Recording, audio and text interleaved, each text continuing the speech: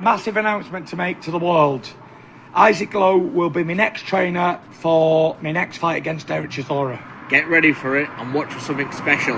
You're going to see the best version of me. It's been a while, but we're back. The team. Wow! What's good, family? It's your man, the YB. Back once again. Oh my god. So we just heard there from your mans, Tyson. Fury. Well. I'm genuinely lost for words. Part of me is hoping it's some sort of cap. Yeah? I told you, man, the other day. There's a reason I call him Tyson Capri.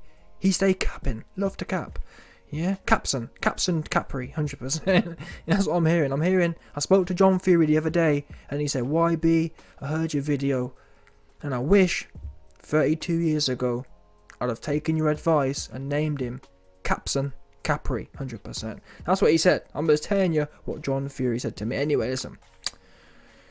Mr. Capson. I hope he capping. I hope he cracking jokes. I hope it's some sort of, you know what I mean, one of them ones. Oh, April Fools, and I'm about to fight some bum called Derek Chisora, but I gotta make some more banter, and you know what I mean, try and obfuscate. I'm gonna try and change the subject, change the subby. Oh, yeah, no, I'm not really fighting that bum washed up Chisora for the third time. I'm sacking my trainer, one of them ones. I'm hoping it's one of them ones. I'm hoping it's some sort of game playing. Now, to be fair, the odds are pretty strong. We know Tyson Capri, he loves to crack jokes. He loves to try and cuck the fans as such, string people along and change it all up, and I'm hoping it really is part of that. Now, you've heard me say hope a lot of times because that is genuinely what I'm feeling right now, because what this signifies, if Tyson Fury has genuinely changed his trainer for this random ass dude, this dude can't even do his own career properly. You know what I mean? This guy Isaac Lowe is brought in on Fury's card, and I think he got washed. He got washed on Fury's undercard, and he was supposed to be like the main one, the main undercard fighter, and he got washed up, and he was fighting a fight he was supposed to win. What? This guy about 4 foot tall as well. What's a 4 foot no good bum dosser gonna teach the best heavyweight of the last 30 years? Let's be real now. Let's talk turkey. On the other side, you got Sugar Hill, who has literally taken Tyson Fury from any man.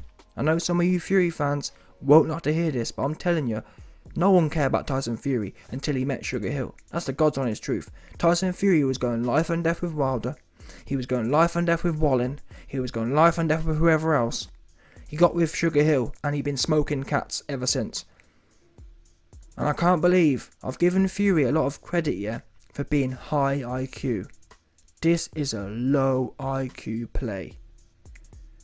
Now, if this is real, what's gone on here is Tyson Fury, he wants to be charitable. Don't forget, I've got more videos coming soon. Fury is planning, or he's not even planning. Fury has organised to fight Derek Chisora. Why? Charity case. Fury wants to basically put people on, apparently. He wants to give Chisora a payday, and that's why you see this clown here, Isaac Lowe. He wants to give Isaac Lowe a payday. That's what it's about. Fury wants to put money in his friend's pocket without blatantly giving him a handout. And I know what I'll do. Yeah, be my trainer. And I think the reasoning is, number one, Tyson Fury knows the Chisora fight is easy work. So Fury is not nervous about, do I need a real trainer in my corner? Fury knows the Chisora fight is a joke fight. The Chisora fight was a joke fight 10 years ago, and that was when Chisora was a lot fresher and Fury hadn't reached his peak yet. So Fury could do this with no corner, truthfully. But I've got another video coming soon. Sugar Hill isn't happy with this. Sugar Hill put a post out saying, yeah, okay, good luck with that. And I understand that, because when you've invested a lot of capital into someone, when you've given someone, when you've increased someone's game like that, I understand that Fury wants to put his mate on, but still, Fury's that rich, yeah? You can put your mate on anyway. Make him chief second. Have Sugar Hill and then bring Isaac Lowe in and get him to mop the floor and pay him 100 grand for mopping the floor. Do you know what I'm saying? Do one of them ones. Don't mess your own career up trying to sponsor people. I'm sorry, but maybe Isaac Lowe, yeah, is some deep Hall of Fame trainer coming up, but I haven't seen anything like that. So, if it's not broke, don't fix it. And finally, what this shows is that Fury certainly is at the end of his career. As if we already know that, but I'm just saying that the fact that Fury is prepared to clown around and bring in clowns to be his head trainer tells me all we need to know. That he's literally done. And I'm hoping, I'm trying to think actually, that put it this way, there's no way Fury is going to fight Usyk with that clown in his corner. Even the AJ fight, I don't believe he'd take that risk. So what does this mean? Is Fury really going to piss off Sugar Hill and then plan on fighting Usyk or AJ in a year's time? I'm not so sure, but then again, money talks. In as much as, even if Fury fobs off Sugar Hill today, if Fury rings up Sugar Hill in a year from now and says, listen, I've got a $100 million Saudi deal, do you want a 10% cut? Sugar Hill, I'm sure, is going to say, F that, of course I do. But I gotta be honest, I've slagged off AJ for being too loyal. Equally, I've praised Fury for knowing what's best in his career, i.e. sacking off Ben Davidson and going to Sugar Hill. On that basis, I have to say, there's a balance. No one's asking you to be loyal to the wrong thing. Where AJ went wrong was he was loyal to bum trainers, and it's got his career ruined. Fury wasn't loyal and did the right thing, but like I said, life's about balance. If it's not broke, don't fix it. And really, if I was Tyson Fury, bear in mind people, how Sugar Hill put Tyson Fury on. I don't care what no one says. There's certain times, I see fighters get with new trainers and nothing changes. And you can't tell the difference. But when a situation like Fury and Sugar Hill comes along, where it's literally night and day, Fury was struggling against Wallin. Fury was struggling life and death, peeling himself off the canvas against Wilder. 7 weeks of Sugar Hill transformed Tyson Fury's career. And yes, Sugar Hill's made great money in the last few fights, but we know Fury's career is short from here. It might be Chisora is his last fight. It might be Usyk or AJ is his last fight. That's not that many fights. And I feel the way Sugar Hill has taken Fury from a top 20, top 30 all-time fighter to potentially top 10. That deserves payback. That deserves some loyalty. It's not as if you can say, well, YB, things have got a bit stale and they've had 20 fights together. No, they've only had 2 Wilder fights and 1 Dillian White fight. 3 fights, of which he's got better every time. And I'm sorry, but I don't think 3 fights is enough to have paid the debt back. Not the debt, but do you know what I mean? Paid you know what, Sugar Hill? Not only are we getting better, I think I owe a lot. I'm sorry, but Fury owes the most. If there's one trainer that Fury owes the most to, it's Sugar Hill. Based on results. And based on results. He came in and no one saw that coming. I don't care what no one says. No one saw Fury, Mr. Tip-Tap-Toe, turning into a knockout puncher. No one saw it coming. No one saw Fury battering Wilder from pillar to post. No one saw that after the first fight. No one saw Fury knocking out Dillian White with 1 punch. That is all a function of Sugar Hill. And I hate to say it, but if this is true, it might be a joke. I think there's a good chance this is a joke. But if it's not a joke, it does come across a bit like some weird bare knuckle behaviour where you kind of you've nicked all the secrets and now you're like, oh, you know what I mean? Now you're trying to be cheap. Do you know what I'm saying? Oh, I've nicked all the secrets. I've got the secret sauce now. Now I can do it on my own. You know what I mean? Throw the guy to the side. I don't rate that. That's not cool. If Fury went life and death with Dillian White, I'd get it. You'd say, well, listen, people, Fury is at the end of his career. He can't afford to be falling off a cliff like that. You can't afford to be... do you know what I mean? If Fury was looking like he'd gone over the hill now and was coming back down under Sugar Hill, I'll be saying, I get it. Fury felt like he was stagnating, and there'd be a reason for it, but Fury's gone from strength to strength. Why would you sub out your main man? The only reason, and I did see a comment, someone said, apparently Sugar Hill's asking for too much money.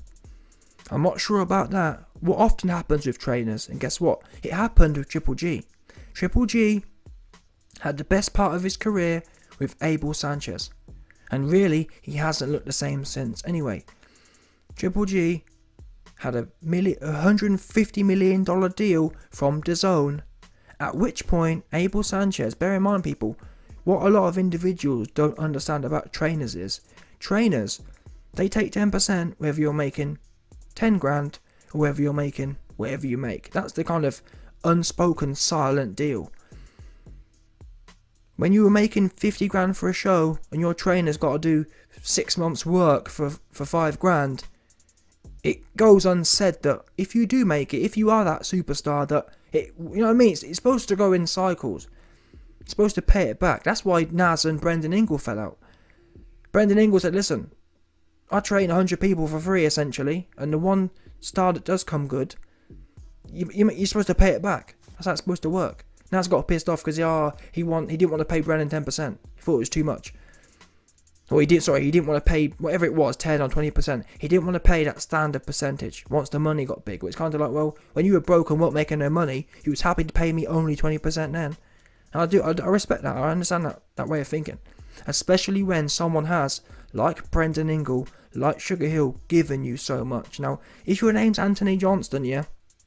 If your name's AJ, and you've been bashed up by Ruiz, and you've been bashed up by Usyk, I'd get AJ saying, wait a minute, Rob, why am I paying you the same 20% when you got my Barnett bashed in by a middleweight and Mr. Blobby?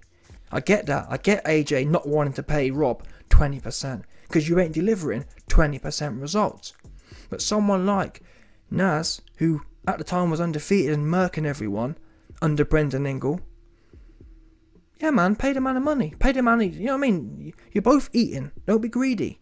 And I've got to say that this does, if it is the case, it does look like a greedy, shisty move. Fury thinks he's nicked the secret sauce now, and I don't need to pay. Why pay Sugar Hill 10-20% when I can pay Isaac Lowe here 100 grand? That's what I will be, 100%. Why pay Sugar Hill when I can throw Isaac Lowe 100 grand and he'll be bouncing off the walls? Shiesty. There's plenty of money to go around. It's only a percentage. You could argue, well, YB, Fury's the one taking the risk. Yeah, but that's what a trainer's for. Fury was taking a risk, or Fury was the only one taking the risk when he hired Sugar Hill 2 years ago. And for me, I keep saying it, but they haven't been together that long. What was it? They got together. Well, Fury fought Wilder at the start of 2020, the rematch. So he only met Sugar Hill in 2019. It was like October 2019. So they've been together 3 years. Half of which Fury wasn't even fighting. Don't forget, from February 2020, yeah, to November 2021, that was what, October 2020, no, it was November. That 18-month period from February 2021 to November 2020, no, from February 2020 to November 2021, Fury didn't fight.